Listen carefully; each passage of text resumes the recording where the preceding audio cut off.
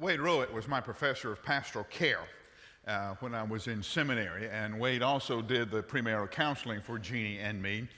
I accused him often of taking Jeannie's side in all of that, which he agreed that he did. One time when I had him preach at another church where I was pastor, he stood up and said, "Mike says that I like Jeannie better than I like him. That is true." And then he turned to the church and said, "Don't you?"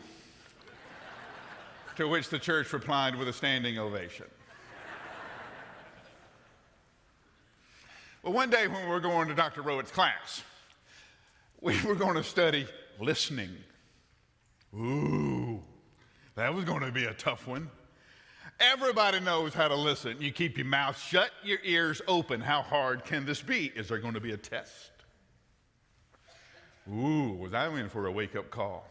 So we walk in, and Dr. Rowett, who's one of these people who stays up late at night and worries about things that I tell you about, shows us a communication graph. Have y'all seen this? This is what happens, he says, when we try to communicate. Well, you just look at it, and it doesn't communicate. It's a miscommunication in itself. And you look at it and you go, well, no wonder we don't get it. No wonder we have so many misunderstandings. And of course, all the married men are going, well, duh, that proves it. Person A has an idea, a thought, something they wish to communicate. They have to choose the appropriate symbol to communicate. It can be a drawing, it can be a painting, it can be some kind of visual symbol, or it can be a particular word. They will choose that symbol and then offer that symbol in communication to person B, who has to receive that symbol and say, what kind of symbol is this?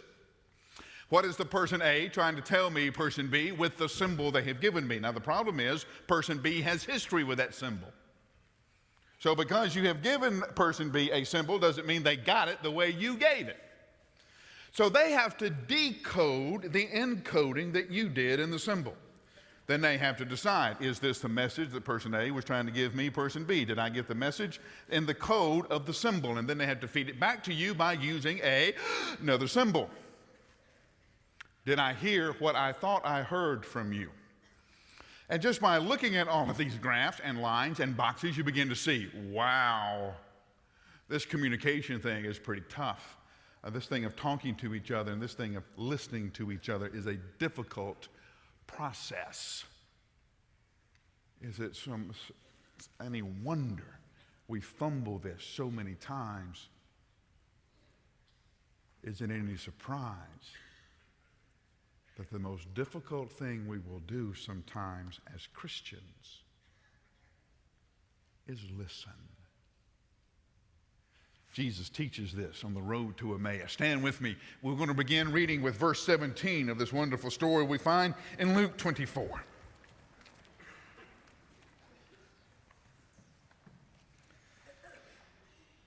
And Jesus asked them, "What are you discussing together as you walk along?" And they stood still, their faces downcast. One of them named Cleopas asked him, "Are you only a visitor to Jerusalem and do not know all the things that have happened here in these days?" "What things?" Jesus asked. "Are you only a visitor here that you do not know these things?" This is God's word for God's people. Hear it, believe it, and live. Let's pray together.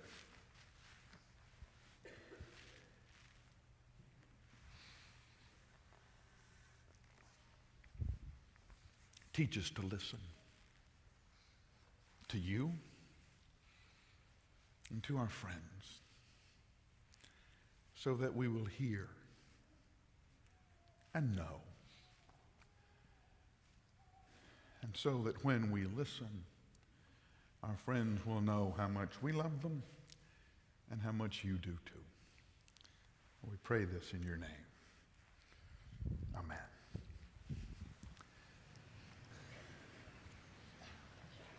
Let's go back just a minute. Let's catch up kind of where we are and remind you that we're going through a series called Lessons from the Road. It's about what Jesus teaches us about postmodern conversations, about postmodern evangelism, in the example of his conversation with Cleopas and his friends along the road from Jerusalem to Emmaus. And so we have talked to you about how Jesus, after the resurrection, walks up with these two guys who are talking about everything that have happened. And we talked last week about how some of the most important things we can do is join our friends on their journey. Just simply walk with them, so they know that they do not face life by themselves. And sometimes we are the embodiment, the flesh and blood example of God's faithfulness to them, because they see that in our faithfulness to them, and that's the way the conversation sometimes begins, just by showing up and walking with somebody, just by showing up and being available and present. And today we're going to talk about how important it is to listen. Now, I admit to you that I grew up in a culture where evangelism was telling. We had a prescribed method of walking somebody through a series of questions, a presentation of spiritual laws, and it was done in such a way that we would bring the person to a place where they would make a profession of faith at the end of the presentation. Now, there's still times when that method works.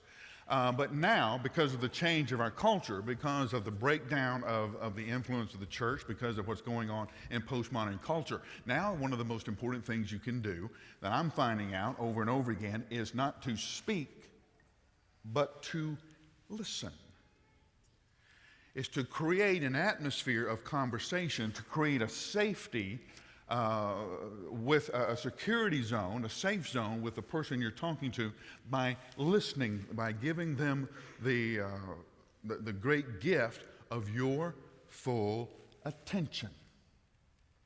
Now, we live in a world that says that it thrives on attention, that it demands attention, that something's going to be fixed. You have to, full attention, and now attention deficit is a full-blown crisis in our culture. That we don't know how to pay attention, and so we're having to learn all this again. And with so many things to distract us, we don't listen well. Guys, this is not listening. No, that's not listening. This isn't listening. Yeah. That's not listening. What your wife heard in that was he's not listening. Those of us who have been married, we're learning the code. Funny thing happened this past week. One of our staff's getting married. Pat got married yesterday. And we were talking to him about how everything was being set up, and he was telling us how nervous his bride-to-be was. And so we asked him, when are you going down? He said, well, I'm thinking about going down this day. I said, well, when did you talk to her? And he said, I just got on the phone. I said, what did she say? She said she's fine. All the married men in the room looked at it. When are you leaving? Oh, no. She said she's fine. Dude, that's code. That's wife speak. You better get home, head down there, show up like it's your idea, because she has told you by saying, I'm fine. That's the worst thing a wife can tell you, man. You need to get down there. Learning how to listen. When Jesus asked the guys what things, it's almost funny. Jesus, if anybody knew what was going on in Jerusalem, if anybody had been a part of that experience, it was Jesus himself.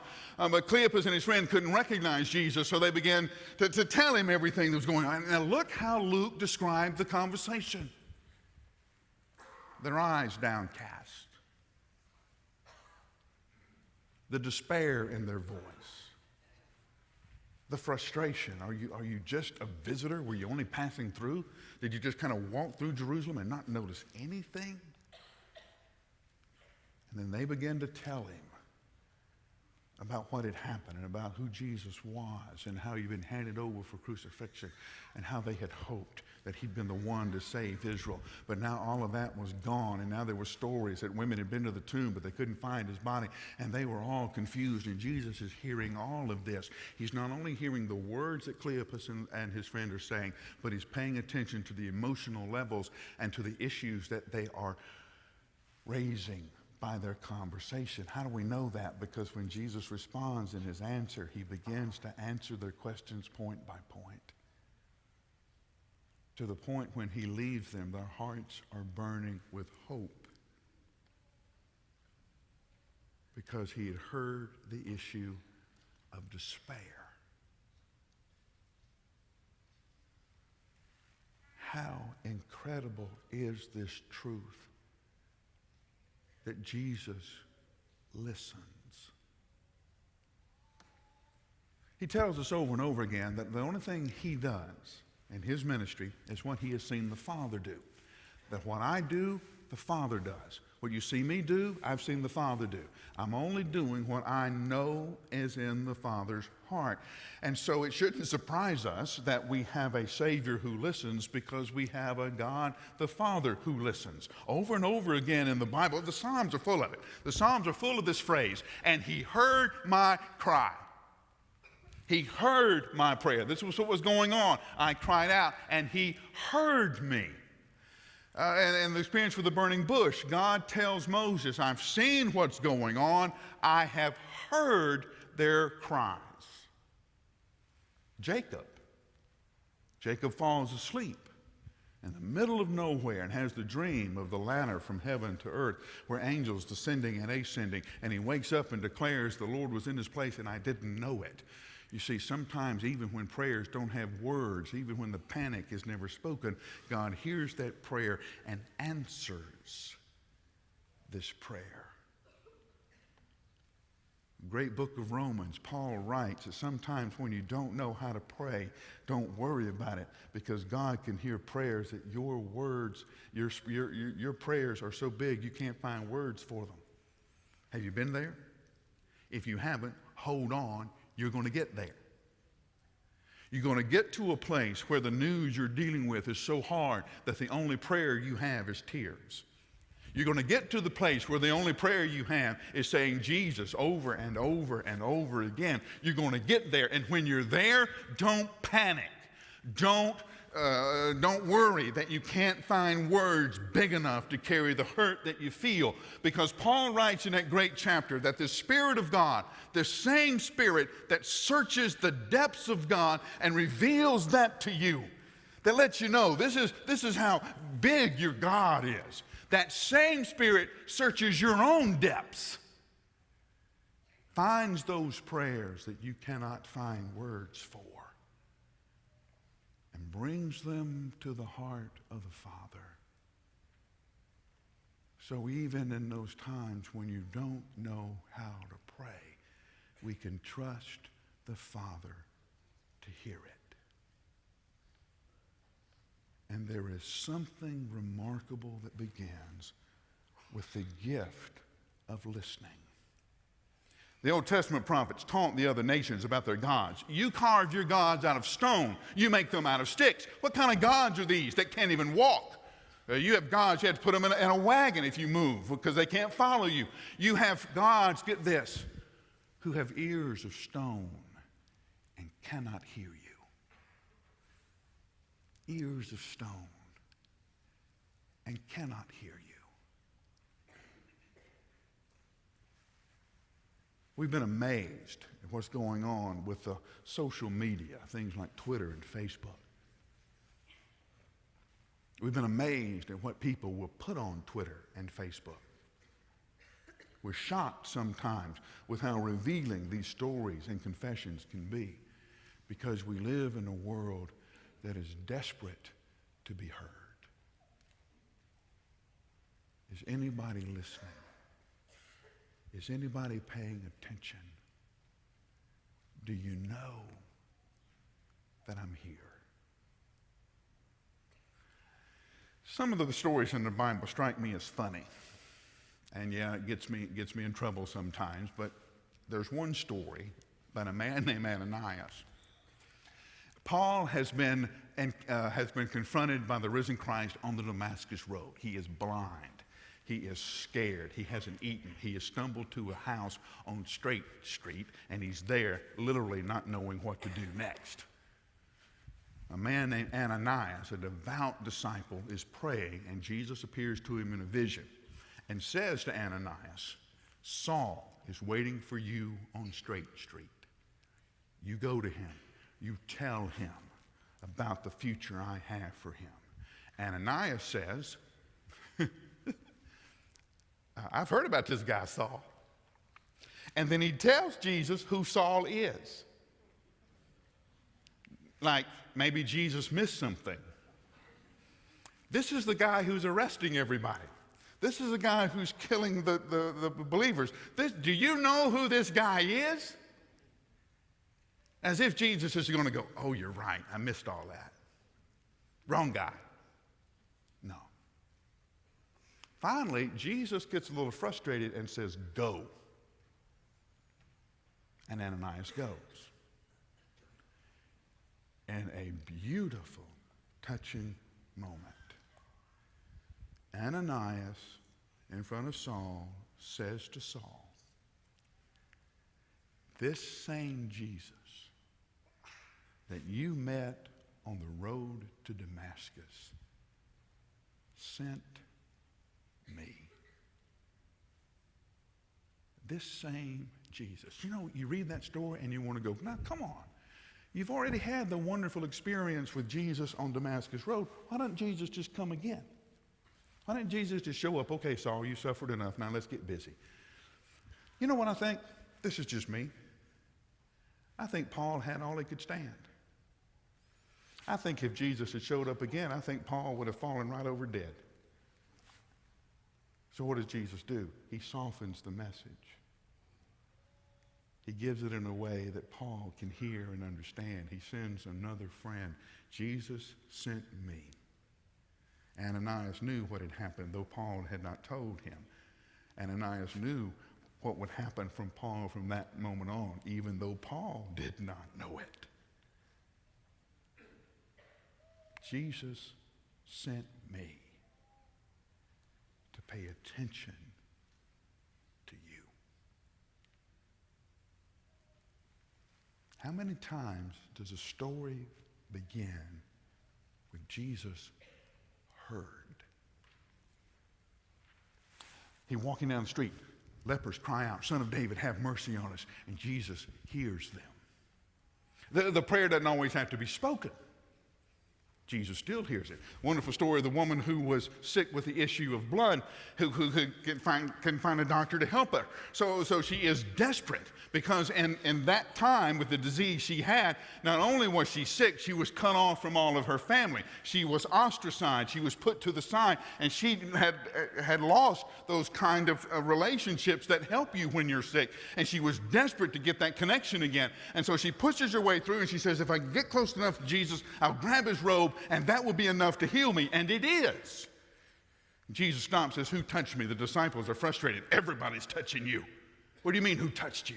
No. There was somebody who touched me in prayer, in need, who touched me. And it wasn't that Jesus didn't know, it's that she needed to say. Because her prayer wasn't yet answered. Pay attention. She comes and confesses, it was me. This is what was going on in my life. This is why I had to grab your garment. I'm the one who did it. And Jesus says to her, you know the word? Daughter. Daughter. Most of the time when Jesus spoke to a woman, even his own mother, he used the word woman. This time, it's daughter. Why? Because the prayer she had was, let me go home. Let me be with my children again. Let me be with my family again. Let me go home. Jesus stopped to be sure she would know. Daughter, you're in the family.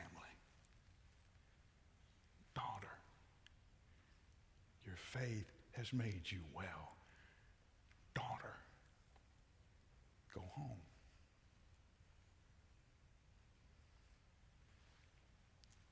How many conversations do you have where a friend tries to tell you something, and you don't hear. Sometimes when I do marriage retreats and that kind of stuff, wives will be frustrated. My husband won't talk to me. My husband won't say anything to me. And I'll ask them, well, what do you want? And I'll say, well, I just want to sit down with him, eye to eye. And I say, whoa. I say, eye to eye to a guy is combat.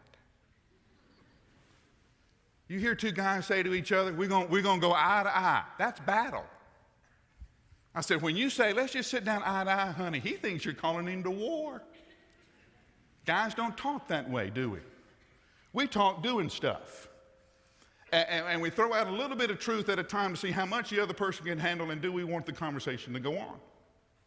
Two guys playing golf. One guy steps to the tee. Just having a hard time right now. Can't get work, family. I just can't get it to work. How far do you think we are? You're about 240. What's going on? And I don't know. What club is that? I don't know. Driver, 3 wood if you're a man.